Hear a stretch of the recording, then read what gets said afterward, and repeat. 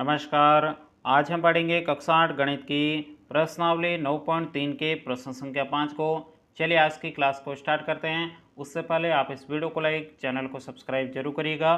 तो देखिएगा प्रश्न संख्या 5 में कहा जा रहा, एक ऐसे बेलन की ऊंचाई ज्ञात कीजिए जिसका आयतन 1.54 मीटर क्यूब और जिसके आधार का व्यास 140 सेंटीमीटर है। देखिएगा साथियों, यह प्रश्न आपके बहुत ही ज़्यादा सरल है। तो आइएगा बिल्कुल सिंपल तरीके से सबसे पहले हम प्रश्न को समझ लेते हैं और उसके बाद में हम इस प्रश्न को चुटकियों में सोल्व कर लेंगे। तो देखिए, प्रश्न के अंदर आपको बेलन की ऊंचाई ज्ञात करने के लिए कहा जा रहा है और ऊंचाई कैसे निकलेगी उसके लिए आपको बेलन का आयतन दे रखा है और बेलन के आधार का व्यास दे रखा है। इन दोनों के माध्यम से आपके बेलन की ऊंचाई निकलने वाली है। तो आइएगा बिल्कुल सिंपल तरीके से अब हम इस प्रश्न को सोल्व करते हैं। तो सबसे पहले यहाँ पे हम लिखेंगे हल।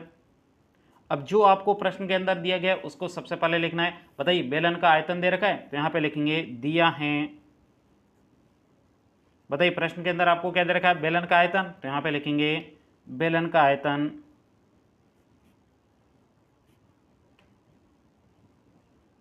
अब बताइए, बेलन का आयतन कितना दे रखा है? 1.54 मीटर क्यूब। ये आपको बेलन का आयतन दे रखा है। उसके बाद में और आपको क्या दे रखा है? बेलन के आधार का व्यास दे रखा है, तो यहाँ पे लिखेंगे बेलन के आधार का व्यास बराबर आपको कितना दे रखा है? 140 सेंटीमीटर। ये आपको बेलन के आधार का व्यास दे रखा है। अब आपको पता है बेलन का जो आयतन होता है उसमें आपकी त्रिज्या काम आती है। तो आपको पता है व्यास की आधी क्या होती है? त्रिज्या। तो यहाँ पे लिखेंगे त्रिज्या। त्रिज्या को कहते हैं आर। आर बराबर क्या हो जाएगा? 140 की आधी, मतलब 140 में किसका भाग देना है? 2 का भाग देंगे तो आपके कितना प्राप्त हो जाएगा? 70। ये आपके सेंटीमीटर। तो ये आपको त्रिज्या कितनी प्राप्त होगी? 70 सेंटीमीटर। अब आपको पता है आयतन मीटर में दे रखा है तो आपको त्रिज्या को भी मीटर में बदलना है। मीटर में बदलना बहुत आसान है। तो यहाँ पे लिखेंगे आर बराबर, अब क्या कर देंगे? मीटर में बदलने के लिए आपको क्या करना है? 100 का भाग देना है। जैसे ही आप 100 का भाग दोगे तो आपके कितना प्राप्त हो जाएगा? 0.70। ये आपके मीटर, ये आपको त्रिज्या प्राप्त होगी। आपको पता 100 का भाग देना बहुत आसान है। यहाँ पे 2 स्थान बाद क्या लगा दो? पॉइंट लगा दो और आगे यहाँ पे 0 लिखो या फिर 0.70 लिखो तो भी एक ही बात है। 0 लिखोगे तो भी कोई फर्क नहीं पड़ेगा, यानी 0.70 आपको मीटर में त्रिज्या प्राप्त हो चुकी है। अब हम क्या करेंगे? यहाँ पे लिखेंगे अब बेलन का आयतन है, उस सूत्र के माध्यम से आपके बेलन की ऊंचाई निकलेगी। तो यहाँ पे लिखेंगे अब बेलन का आयतन। अब बताइए, बेलन के आयतन का सूत्र क्या है? तो यहाँ पे हम सीधा लिखेंगे बेलन के आयतन का सूत्र है पाई आर स्क्वायर एच हो जाएगा।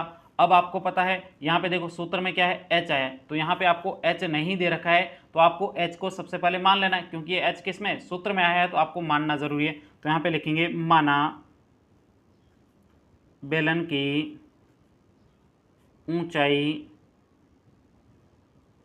को h कहते हैं। h बराबर हम मान लेते हैं कि बेलन की ऊंचाई वो कितनी है? x मीटर है। आई बात समझ में? उसके बाद में यहाँ पे आपको सॉल्व करना है। अब बताओ बेलन का आयतन कितना है? ये रहा 1.54। तो यहाँ पे लिख देंगे 1.54 बराबर, अब पाई का मान कितना है? 22/7। तो यहाँ पे 22/7 हो जाएगा गुणा आर स्क्वायर। आर स्क्वायर मतलब क्या है? 0.70। इसको आपको कितने बार लिखना है? 2 बार लिखना है। 0 लिखो या नहीं लिखो? तो यहाँ पे लिखेंगे 0.70 गुणा 0.70। उसके बाद में एच आपको कितना दे रखा है? नहीं दे रखा था, हमने माना है एच कितना है? X metre. तो यहाँ पे लिख देंगे एक्स। अब सिंपल तरीके से हमें क्या करना है? एक्स का मान निकालना है, बाकी वाली सभी संख्याओं को इधर भेजना है। तो यहाँ पे आपकी क्या है?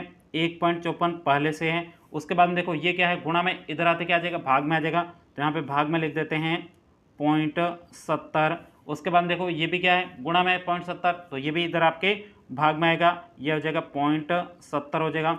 फिर देखो आप यहाँ पे इसको देखो, सबसे पहले देखो 7 किस में? यहाँ पे भाग में, इधर आते गुणा में, तो गुणा में मतलब ऊपर आ जाएगा 7। फिर देखो ये 22 क्या है? इधर देखो 22 70 के गुणा में, तो आपको पता 22 इधर आते भाग में आ जाएगा।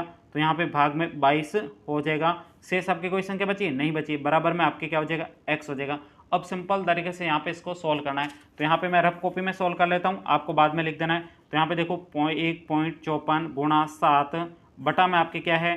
0.70 गुणा 0.70 गुणा 22, ये आपको यहाँ पे दे रखा है। अब सिंपल तरीके से सॉल्व करेंगे तो आपको पता है ये पॉइंट हटेगा तो बटा में क्या आ जाएगा? 2 0 आ जाएंगे, मतलब 100 आ जाएगा। फिर देखो ये पॉइंट हटेगा तो ऊपर क्या आ जाएगा? 100 आ जाएगा। और उसके बाद में ये पॉइंट हटेगा, क्योंकि पॉइंट के बाद में 2 स्थान है, इधर भी आपके ऊपर क्या आ जाएगा? 2 जीरो आ जाएंगे, मतलब 100 आ जाएगा। अब देखो जो संख्या कट रही काट दो, ये 100 और ये 100 कट जाएगा। फिर आपके और संख्या कट रही क्या, देखो ये 0 और ये 0, 2 जीरो कटे मतलब ये 100 कट गए। फिर आपके देखोगे और संख्या कट रही क्या, तो यहाँ पे देखो ये 7 और ये 7 कट गया। अब यहाँ पे 7 और 22 बचे हैं, तो इनको काटो, कहीं पे कट रहा है। तो यहाँ पे देखो 2 का भाग दे देंगे, इसमें कितने बार जाएगा 11 बार, इसमें कितने बार जाएगा 7, और उसके बाद में एक बचेगा 14, 77 बार जाएगा। अब देखो यहाँ पे 77, ये 11, 11 का भाग 77 में कितने बार जाएगा 7 बार जाएगा।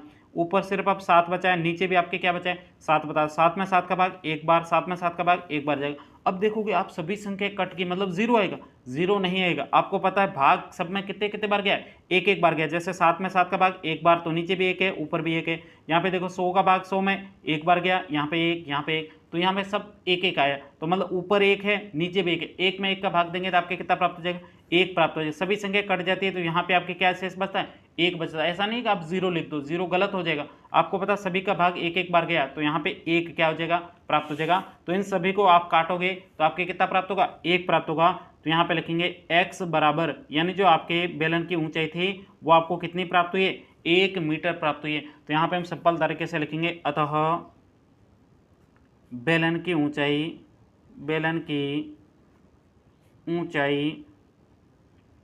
अब बेलन की ऊंचाई को h कहते हैं, h बराबर कितना प्राप्त हुआ है, 1 मीटर है उत्तर। यहीं तक कि आपको इस प्रश्न का उत्तर निकालना था।